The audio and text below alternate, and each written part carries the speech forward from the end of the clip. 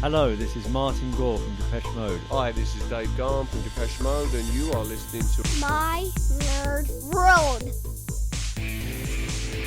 And welcome to it, Depeche Mode, the podcast. I'm your host, Jon Justice. Glad you are with the show once again this week as I talk about all things the greatest band on the face of the planet. It feels like the Memento Mori era is beginning to wind down. But that's not to say we still don't have exciting things to look forward to. As we march along on the fourth leg of the tour, it seems as if the band is going back to switching up the playlist. Those certain tracks relating to Speak to Me, Before We Drown. I don't think we've had an appearance of World in My Eyes as of late, with Behind the Wheel taking its place. But it seems as if for some of those multiple nights, and depending on the region in which they are touring currently, that they have been switching up those tracks once again on the tour, which I'm sure is to the excitement of those that have the privilege of seeing these final shows on this fourth leg and of the tour in its entirety. Still waiting on the potential of the box set, those 4 fully produced unreleased tracks, and the announcement of the physical release of the Memento Mori tour, and that question that continues to burn in the back of my brain of what version of the tour, what set list of the tour are we going to get in its entirety on the physical release.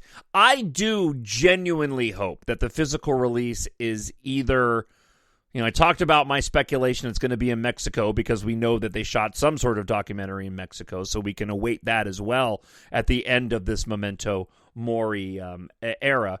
But I hope that for me personally, that the show is either shot indoors or it's a nighttime filmed concert, as opposed to some of those European dates where the show starts in the daylight. It's probably my biggest complaint that I have over Spirits in the Forest, is that show in Germany starts in the daylight, and Depeche Mode shows just look better in the shroud of darkness. At least it does, in my opinion, but you are always welcome to disagree, and I look forward to hearing from you, as always, TalkShowNerd@gmail.com. So, only one news item this week to get to before we dive into your listener feedback this week.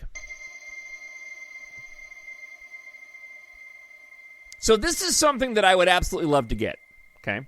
I've always been a fan of watches. However, when I get to the end of this particular piece, there's no way on God's green earth it's ever going to happen. So I'm sure that there is a special pronunciation of this, but to be honest with you, I don't know what it is. So is it Hublot? Hublot? Hublot. Either way, I'm going to go with a Hublot. And Depeche Mode teamed together for an all-black collaboration watch that, according to the article I have here in front of me, is more goth than new wave. All you ever wanted, all you ever needed, a monochromatic skull watch. We just can't get enough of Hublot's latest timepiece, and I'm sure one of you will email me, TalkShowNerd@gmail.com, and let me know the proper pronunciation of this watch company. The Swiss watchmaker has joined forces with Depeche Mode to create a new riff on the Spirit of Big Bang. Now, I did do a little bit of research because that seemed like a very odd name, but apparently for this Swiss watch company, they have a whole line of high-end watches with the title Spirit of Big Bang. The new timepiece plays tribute to the British band's latest album, named after the Latin phrase meaning be mindful of death. Memento Mori is a melodious reminder to live fully in the present and value your time on Earth. The limited edition watch echoes these sentiments, combining poignant motifs with, and you know what, I'm not even going to go there. I'm not even going to go there. I have no idea. Let's just move on for the sake of the... I treat my shows like they're live, like I'm doing my live radio show, so I don't like to do edits. I can possibly pause and figure out how in the world... You know what? I'm going to do that. So combining poignant motifs of haute horlogerie. All right, and I went and looked it up. It's Hublot.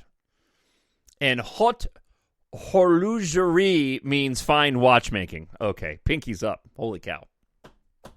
Refined I am not. despite my love of Depeche Mode. Titled simply The Spirit of Big Bang Depeche Mode, the all-black newcomer looks more goth than new wave. It features a 42mm tonneau-shaped ceramic case and matching ceramic bezel decorated with edgy pyramid studs. Yeah, you do this. Underneath the sapphire and black plated dial is filled with small black ceramic spheres that symbolically flow back and forth as the wrist moves. The face is also adorned with the skull emblem from the video announcing the band's return and an hourglass that symbolizes the passage of time. The Hublot name sits atop, while a red DM sits on the bottom in honor of the synth pop outfit. The heart of the Big Bang, the Hub 1710 caliber, beats at a frequency of 40 hertz and provides the watch with a 50-hour power reserve. The automatic movement is fully visible through its exhibition caseback naturally. The reverse side is also emblazoned with the band's name. To top it all off, the black rubber strap sports the same pyramid studs as the bezel. The watch comes with a recycled fabric strap if you prefer something a little more understated. And information you already know, but I'll give it to you anyways because it's in the article. Formed in Basildon, Essex in 1980, Depeche Mode has released 15 studio albums, 7 live albums, 10 compilation albums, 16 box sets, and over 60 singles over 40-odd years. The new wave outfit has been working with Hublot for quite a while, too. The duo first came together 14 years ago to raise public awareness and funds for several environmental and humanitarian causes. Since then, the partnership has been reviewed with each of the band's subsequent tours and has raised more than $2.3 million for the Teenage Cancer Trust and charity. Water. Hublot is also sponsoring the Memento Mori World Tour. Yeah, and friend of the show, Jason, said apparently this advertisement back behind the backstage part of this and some of the rehearsals was shown before the Birmingham show, I believe. Bandmates Dave Gahan and Martin Gore said in a statement, "This is a big moment for the band going back on tour for the first time in 5 years, and it's incredibly meaningful to have such a great partner once again by our side." There's something subtle about that statement that gives me confidence. I don't know why. This is a big moment for the band going back on tour for the first time in 5 years. I have no reason to believe this, but for some reason when I read that, it made me feel like it's not the end for the band. So while I see this watch and I go, wow, I'd love to have one at this price point of 34,100 euros or $38,000 in US, if I'm seeing this correctly, means that, there's no way on God's green earth I'm ever going to get the Spirit of Big Bang Depeche Mode watch. I will be very happy to keep my Memento Mori $15 steel keychain that I got when I was privileged to go see the show with my friend Matt in Denver. So you can contact Hublot to reserve your piece. I had to do a double check if that was the right price, and I have not been able to see anything different. If I'm wrong on that, please, by all means, tell me. But apparently this is American dollars, a $38,000 watch. Listen, I love Depeche Mode, but holy cow.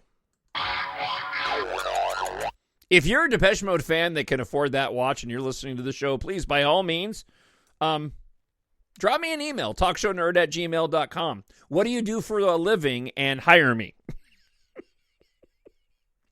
All right, let's get to your listener feedback this week. First, a friend of the show, Dave Fulton, writes this. I'm on a mad prowl for anything Depeche Mode now a year on from the start of Memento Mori madness and a rekindling of the old torch. I happened upon the always charming Justin Hawkins, he of Eternally Groovy, The Darkness, and a runner-up for the Then picture for Steven Tyler, Then and Now contest, reviewing Before We Drown. He gives it a bit of the Von George treatment, breaking down the chords and such, but with a guitar and tackier shirt. I love ragamuffins who come off all smart, and Justin fits the bill. He speaks about music like someone who really knows the score. Get it? Ain't it nice when cool people like the stuff that you like? I'm 52 and would like to think that I'm above it, and Lord knows I spent decades having to say things like, oh, but I like the Pixies and Tom Waits too. feeling like my favorite band wasn't somehow credible enough. And while it's nice to get older and increasingly less relevant in style, taste, and fashion, I do enjoy a bit of the old vindication now and then. Other than the constant interruptions of the song calling Dave Gahan and Anton Corbijn, it's a fun watch. Now, he goes on to write me another email, and I'll share it with you. It's seldom that a late album single garners as much press as the remix package for Before We Drown, but to me, it's as if they had to wait until the end of the World Violation Tour to release Enjoy the Silence. Before We Drown is by no means my favorite track on Memento Mori. Like you, I favor Don't Say You Love Me. Ugh, so bloody good. I agree. But it's hands down the crossover song of the album. This is the kind of song, like Enjoy the Silence, that could slip into rotation on Top 40. I think the band must feel similarly because they have commissioned what I consider to be the best remix package of the band's career, edging out my longtime contender of the 12-inch mix of Barrel of a Gun. So to celebrate the achievement and the gift of Before We Drown in the remix package, I put together 5 trivia questions centered around Depeche Mode's massive catalog. Which Depeche Mode studio album featured the least number of single releases, officially? Construction Time Again, with only 2. Totally bizarre that More Than a Party was never a single. And despite the cringe lyrics, The Landscape is Changing sounds as chart-friendly as anything from 1983. Maybe they didn't want Alan to get a big head so early in his tenure with the band. Other than being an outstanding example of how B-sides can often be better than the lead single, what is the historical importance of the Vince Clarke-penned Shout? It was the first commercially released remix of a DM song. That would be the Rio mix of Shout. Number 3, putting aside the vague nature of the releases from Memento Mori, which album promoted the most number of songs as official UK singles? Wording is important. And what are those songs? Which album promoted the most number of songs as official UK singles? Playing the Angel, a total of 5 songs across 4 singles. Precious, A Pain That I'm Used To, Suffer Well, and then the double A side of John the Revelator and Lillian, which I always thought was odd. Love John the Revelator, Lillian less so. Number 4. How many Depeche Mode singles include numbers in their titles? 5 or 6 if you consider one promotional single. Strangelove 88, Route 66, Little 15, Enjoy the Silence 04, Personal Jesus 2011. And the fabulous Vince Clarke promo release of Behind the Wheel 2011, which counts as a reunion in my book. He writes. Number 5, in the singles catalog, what is the relationship between Leave in Silence and You Should Be Higher? First and last Bong singles. Thanks so much for your weekly infusions of fandom for keeping us caught up, David. Thank you, David. Those trivia questions are amazing. I should actually compile those. That's really, really good stuff. All right, we have a new friend of the show, Mr. Sant Singh, who writes this. So here is my confession. I recently came across your DM podcast just after the Birmingham, UK Memento Mori gig in January.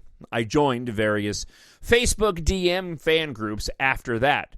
On one post, someone had mentioned your podcast that I was not aware of. Sorry, but I decided to give it a go. Thank you very much for that. From episode 1, I would like to say that I'm completely in awe of your passion and knowledge of the DM boys. It has been like discovering a time capsule from January of 2017, and I can see you're still going strong. Your most recent episode is about the Before We Drown remixes. So much water has flown under the DM bridge since you started your podcast. Some happy and some sad times. Ain't that the truth? I really enjoy your enthusiasm and commitment to providing these podcasts for your listeners, and I'm really appreciative of the time and effort you put into them. I am now at the episode where you shared DM's version of Heroes by Bowie and still waiting to see if you're able to fit in a gig for the Spirit Tour. I won't ruin it for you. I've downloaded all of your podcasts, approximately 4 gigabytes on my phone, and will listen to every episode in order. Fast forward to today, and I have to admit, I'm a bit obsessed with the Memento Mori album, and for me, this album ranks as highly as the successive 4 albums, starting with Black Celebration. I'm a complete amateur compared to yourself. I've only been to 8 such gigs in my time and became mesmerized with the band during the Black Celebration album release. I look forward to future episodes, including how you rate the Memento Mori album and the individual tracks on them, as well as features on the current tour. Like I said at the start, it's been like finding a time capsule, and I'm already in 13 episodes, and you've given me info on the band that you knew in 2017 that I have only just now found out. Thanks again for the highly entertaining podcast, Mr. Sant Singh UK. P.S. I also like my Star Wars, and will probably pick up your Star Wars podcast after I clear some rune on my phone. Can you advise me of where I can get these, please? Absolutely. So, the Star Wars podcasts are clearly on a different feed. So if you just search My Nerd World and Star Wars, they should come up. As a matter of fact, I'm going to do that right now because it's been a while since I've looked. Hey, I got texts in the middle of while I was doing the show this week. Let's see what happens. So I am in my Apple Podcasts. So if you type in My Nerd World, let's see. Yep, there it is. Yeah, if you type in My Nerd World, you will see my 3 podcasts. So I have a space opera podcast that I don't do a lot on right now. I did that when I was writing my books. But you'll see the Star Wars podcast, the Depeche Mode podcast, and the My Nerd World one. So there you go. So just search My Nerd World on whatever platform you listen to podcasts, and you can find my Star Wars podcast there. As a matter of fact, I just got done recording a new one talking about the latest Bad Batch episodes on Disney Plus right before I started this show this week. So I'm so glad you found the show, and it's so much fun to hear from fans who have just now found the podcast and are going through and listening to the old episodes. That's really cool to me. All right. Next up, we hear from Amy in a very wet and wild Worcestershire, who writes this. My Berlin adventure is at an end, and now it's back to reality. I'm looking forward to hearing Stephanie's review of what I assume was the first night in Berlin. So that ended up being, and I talked about it in the last week's show, that ended up being a translation of a review of a show. And unfortunately, the translation was so wonky, it just didn't work to do it on the podcast. So that's why I'm not sharing it. Amy goes on to say, I was at the second night on January 15th, and as predicted, I was treated to an almost carbon copy of the Birmingham gig, frowny face. The only difference was my favorite stranger instead of Speak to Me, but I didn't mind that at all, as my favorite stranger seemed to keep the energy going through the set list much better than Speak to Me in Birmingham. It was interesting seeing the show from a seated position this time and being able to compare. The entire crowd around me were on their feet and singing and dancing throughout, including a rather merry band of Brits in the row behind me who are at their 5th or 6th gig on the tour. I heard a couple of comments about phones obstructing their view at the first concert in Berlin, but it didn't seem to be a problem compared to when I was in general admission in Birmingham. I also appreciated the staging a lot more, being further away from the action. The light sequences for the tracks like Black Celebration were simply stunning. That's one thing that I really look forward to seeing on the physical release. There's no way on God's green earth that I would ever trade my front row seats in the time that I have with Matt and his family in Denver. That being said, I'm looking forward to watching the physical release so that I can get a HD view of what the entirety of the set looked like along with the lights. But again, there's no way I would trade that front row experience. As much as I wish I'd seen the new set list, or at least some different Martin tracks in Berlin, it was still an amazing experience. Dave and Martin were simply brilliant, and Waiting for the Night was flawless. So much so, one of the burly Brits I mentioned was in tears. I also took advantage of exploring the city with DM-tinted glasses on. I found the hand with a watch statue that you see at the end of Everything Counts video. Oh, that's awesome. Had to walk by Hansa Studios. Amazing. And an absolute highlight was the post-gig DM after party near the arena. The club was packed, and Here Is the House in Strangelove frankly never sounded better than on that night. I'm jealous.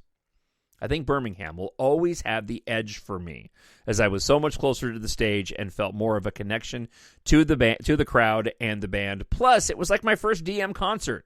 But what I wouldn't give for another gig on this leg. Alas, I don't think my bank account or my long-suffering other half would take it. Cheers for another great podcast, John. Amy, again, from a very wet Worcestershire. Well, maybe you can afford buying that Hublot watch for 34,000 euros.